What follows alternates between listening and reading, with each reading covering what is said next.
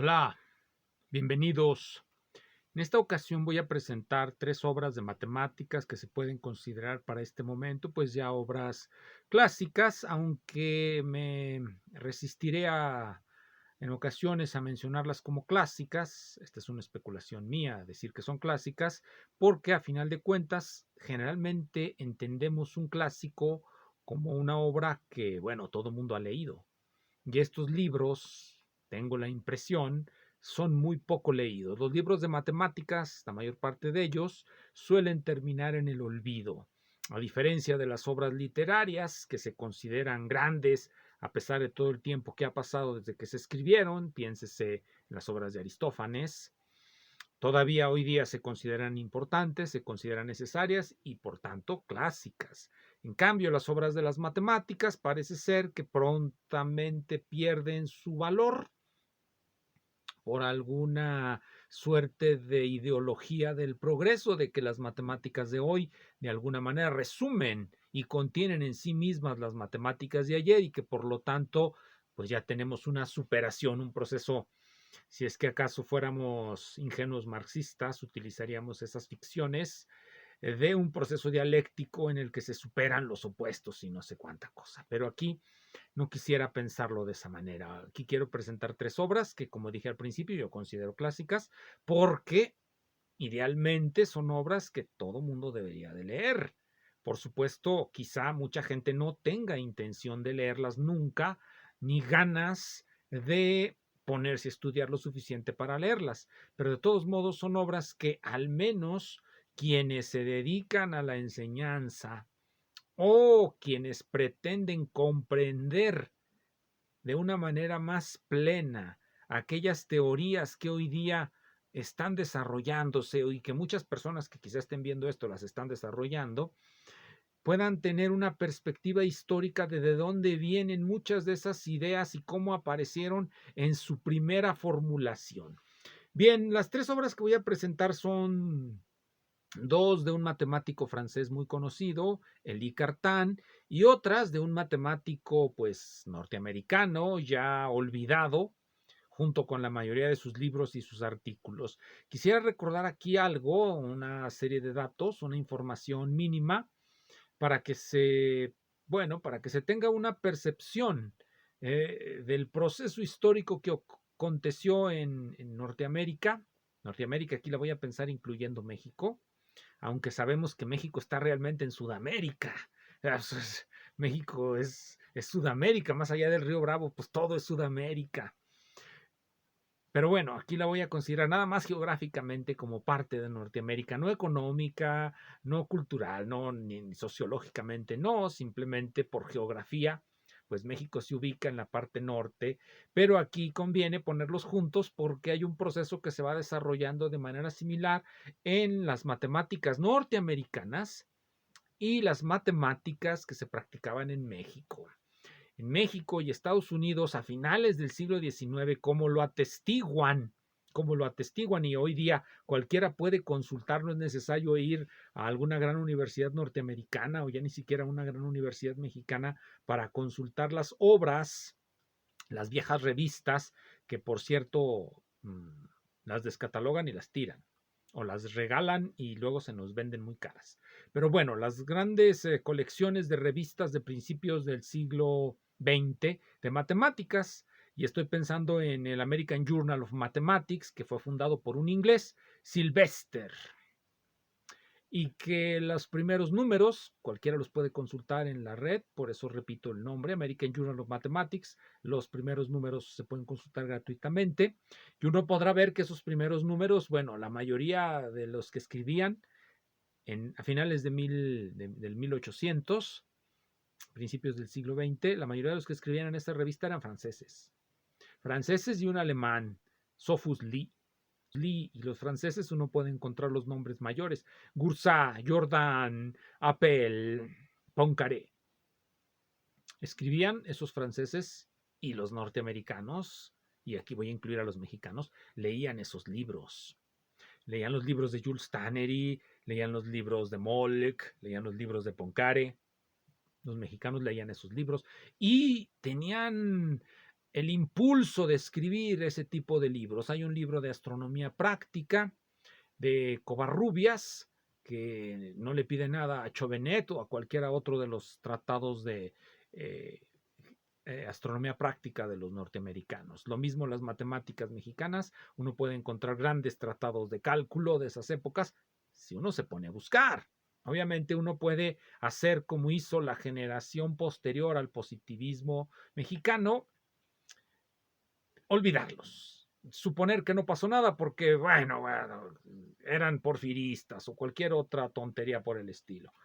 Las matemáticas mexicanas tenían buen nivel, estaban al nivel de las norteamericanas, sin embargo, ocurrió la Revolución Mexicana, ocurrió la ideología de la Revolución Mexicana, ocurrió la ideología del Ateneo de la Juventud, y en lugar de seguir leyendo a los positivistas o continuar por la línea de la ciencia, se plagó a México de filosofías vitalistas y ya, se acabó todo. Las matemáticas de los norteamericanos despegaron, se fueron por otro lado y en 10 años la revista que fundó Sylvester ya no tenía Sylvester por ningún lado, ya no había ningún inglés, ya no se leían libros en francés porque ya estaban asimilados por los norteamericanos y se hizo un gran trabajo en la teoría de los grupos de Lie. Por recordar algo, yo sé que aquí me han dicho muchas veces que yo hablo y hablo de la teoría de los grupos de Lie. Bueno, sí, da el caso que yo la he utilizado mucho esa teoría en algunos artículos que he escrito y mi pensamiento está orientado por la teoría de los grupos y en particular la teoría de los grupos continuos de Lie, geometría diferencial y teoría de grupos entremezcladas para un fin, resolver ecuaciones diferenciales. Y es el primer libro que voy a mencionar. Este librito es una reimpresión de un librito que apareció en 1911, se llama La teoría de Lie de los grupos uniparamétricos de transformaciones, por un señor que se apellidaba Cohen y que respondía al nombre de Abraham Cohen. Aquí lo pueden ver el nombre. Miren, ahí está, Abraham Cohen, de 1911. Esta es una reimpresión por una de las grandes casas de reimpresiones de Estados Unidos, una reimpresión del 31 de George Stichert. Ya saben que las otras grandes casas de reimpresiones en Estados Unidos son la Dover, la de Edward Brothers, los hermanos Edwards, que hacían muy bonitos libros de litografías y de ciencia. Y bueno, varias más, ¿no? Varias más, de puras reimpresiones de libros caros o hacerlos baratos. Esta es una reimpresión barata. Bueno, de Abraham Cohen, la teoría de los grupos de Lie de transformaciones. La teoría de los grupos de Lie de transformaciones es una de las teorías fundamentales en la física del siglo XX, a pesar de las muchas dificultades que tuvo para ser aceptada como una técnica matemática. Y aún ahora todavía no se suele enseñar, espero que ya eso haya cambiado, no se suele enseñar o no se solía enseñar en las universidades, al menos que yo conocí, como algo cotidiano, la teoría de los grupos de Lie para resolver ecuaciones diferenciales, que es una teoría sistemática que permite clasificar y darle orden y racionalidad a lo que parece ser un desorden de métodos que se le ocurren a uno para resolver las ecuaciones diferenciales. Además, pese a su dificultad, la teoría de los grupos de Lie es uno de los pocos métodos que da y produce soluciones explícitas de ecuaciones diferenciales no lineales. Los teoremas de existencia del análisis funcional son muy buenos, pero pues no nos dan en muchos casos soluciones explícitas. En algunos sí, pero son soluciones muy sencillas. La teoría de los grupos de Lie nos da muchas soluciones en ocasiones cuando sabemos utilizarla. Cuando no, pues no nos va a dar nada. Pero el método de Fourier, por poner un ejemplo, se utiliza mucho en la ingeniería, en todos lados, pero el de Lie menos. Pero ojalá pronto se use más y ya se vuelva obsoleto y venga algo diferente. Bien, el librito de Cohen es importante porque a pesar de que es 1911, ya nos va a enseñar a resolver ecuaciones diferenciales elementales por métodos simétricos. Hay algo interesante en lo que nos dice al principio, parece una burla del autor, porque nos dice que no es necesario saber ecuaciones diferenciales más allá de lo meramente elemental para leer este libro. Siempre se nos dice eso, no sé si sea estrategia publicitaria o qué, pero sí se necesita saber ecuaciones diferenciales para leer este libro.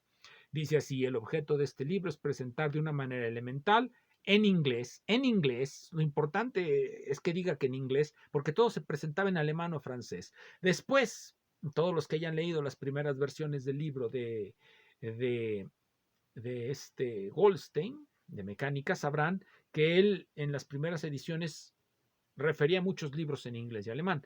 En las siguientes ediciones ya no. Ya no, los gringos ya no quieren leer en inglés y en francés, ni en alemán, ni en nada. Bueno, ya no quieren ni leer. Como en México tampoco ya nadie quiere leer. ¿Para qué? Bueno, el objeto de este libro es presentar de una manera elemental, en inglés, una introducción a la teoría de los grupos de Lie uniparamétricos con especial referencia a su aplicación en la solución de las ecuaciones diferenciales invariantes bajo esos grupos. El tratamiento es suficientemente elemental para ser apreciado bajo propia supervisión por gente que todavía no se ha graduado y por graduados en su primer año de estudios. Aquí viene lo interesante. Mientras que un conocimiento de las ecuaciones diferenciales elementales no es absolutamente esencial para comprender la materia de este libro, se hacen frecuentes referencias a la literatura en donde se puede adquirir ese conocimiento. Bueno, este señor y sus cosas. Un conocimiento de la teoría elemental de las ecuaciones diferenciales no es absolutamente necesario. Cuando es el caso, que es lo contrario, es absolutamente necesario conocer esa teoría para poder resolverla por métodos más avanzados. Ahora bien, yo no sé por qué los libros como el Goldstein, y yo siempre criticaré ese libro porque realmente no me parece muy bueno, aunque con el tiempo uno aprende a apreciar lo bueno que hay en él, lo bueno que hay en él que surgió por el puro azar, no tanto por la intencionalidad del autor. Hay un capítulo 7 en este libro, capítulo 7, en donde nos va a hablar de las transformaciones de contacto. Las transformaciones de contacto son un tema muy ambiguo, incluso ahora, porque su definición no se suele dar con la rigurosidad necesaria en los cursos de mecánica. Allí se les denomina transformaciones canónicas y hay leves diferencias que generan problemas si se confunde lo que es una transformación canónica con una transformación de contacto. De hecho, la transformación de contacto es más general que la transformación canónica. La transformación canónica es un caso particular de la de contacto, aunque en muchos casos, bueno, no se considera así. En los libros de mecánica se les usa como intercambiables o se les da otro nombre. Últimamente, pues por supuesto todo el mundo sabe, se usa la nomenclatura de transformaciones simplécticas, un nombre que introdujo Hermann Weyl. Bien, ¿qué es una transformación de contacto? Aquí nos lo va a platicar y esto es lo importante que comentaba al principio. Alguien que esté interesado en la geometría diferencial, sobre todo, digamos, en la teoría de las foliaciones, por utilizar esa nomenclatura que introdujo un francés, Charles Ehresmann, alrededor de los años 40 y 50. La nomenclatura de la teoría de foliaciones, de la teoría de distribuciones, que podría confundirse con la teoría de las distribuciones de Schwartz, pero no son lo mismo, aunque el nombrecito es el mismo. Las distribuciones, las foliaciones, aquí nos las introduce como unión de elementos, transformaciones de contacto y todas esas cosas. Las transformaciones de contacto en general se van a considerar como aquellas que mantienen bajo transformaciones invariantes la unión de las normales y las tangentes a un punto. Imaginémonos una curva o lo que ustedes quieran. Esas curvas se les pueden dibujar tangentes y normales bajo condiciones analíticas adecuadas. Tangentes y normales. Cuando realizamos una transformación de la curva, queremos que se mantengan los elementos de contacto, así en la forma en la que están establecidos en la curva de origen de la transformación. Tenemos una transformación, esa transformación sí mantiene a los elementos de contacto en su lugar, por llamarlo así, será una transformación de contacto. Si no los mantiene, no lo será. Y hay muchas transformaciones, la mayoría que los mantienen.